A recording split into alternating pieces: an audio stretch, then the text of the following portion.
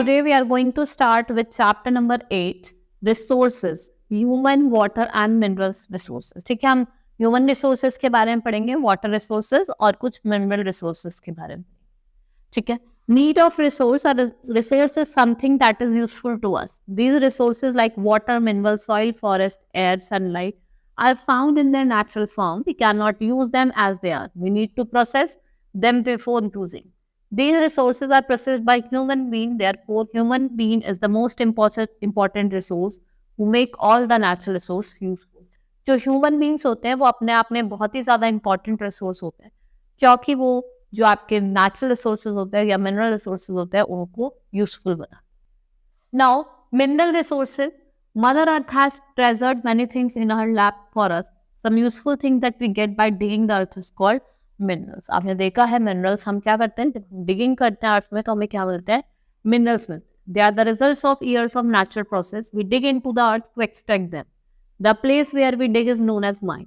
Minerals are found with rocks and other materials, so we call them minerals ore. The process through which we extract them is called mine. जिस प्रोसेस से हम इनको डिग करके अर्थ से निकालते हैं उस प्रोसेस को क्या कहा जाता है, माइनिंग कहा जाता है.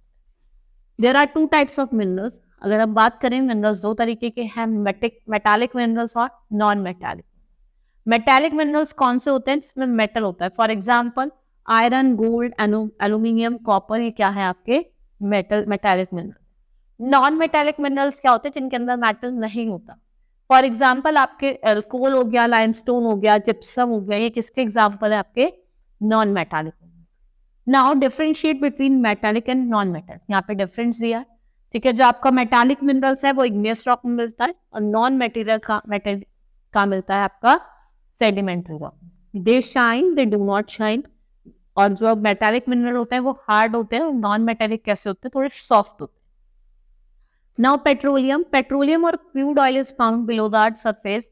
It is also known as mineral oil. It is pumped out from the wells. When crude oil is refined, we may get products like petrol, diesel, kerosene, cooking gas, coal tar. Some of the important oil fields are located in Assam, Mumbai and Gujarat. अगर हम petroleum की बात करते हैं तो जो major यहाँ पे आपको इनकी ऑयल फील्ड्स मिलेगी वो असम में मिलेगी, महाराष्ट्र में मिलेगी और गुजरात में मिलेगी. इनको रिफाइन करने के बाद ही हमें डीजल प्रोवाइड करते हैं, पेट्रोल प्रोवाइड करते हैं, केरोसिन ऑयल प्रोवाइड करते हैं. Conservation of mineral resources. The stock of mineral resources is limited. It is not renewable. It takes thousands of years to form. Therefore, we must be careful with their use. तो हमें जो इसका use है उससे भी क्या करना है, उसको comfortably. We should not waste energy. We should use solar or other renewable energy. हमें एनर्जी को वेस्ट नहीं करना है. हमें सोलर एनर्जी और कोई अदर रिन्यूएबल एनर्जी का यूज करना है. We should not throw away metallic goods. They can be recycle. हमें मेटालिक गुड्स को फेंकना नहीं क्योंकि उनको हम इजिली रिसाइकिल कर सकते हैं. ठीक है, दैट्स ऑल.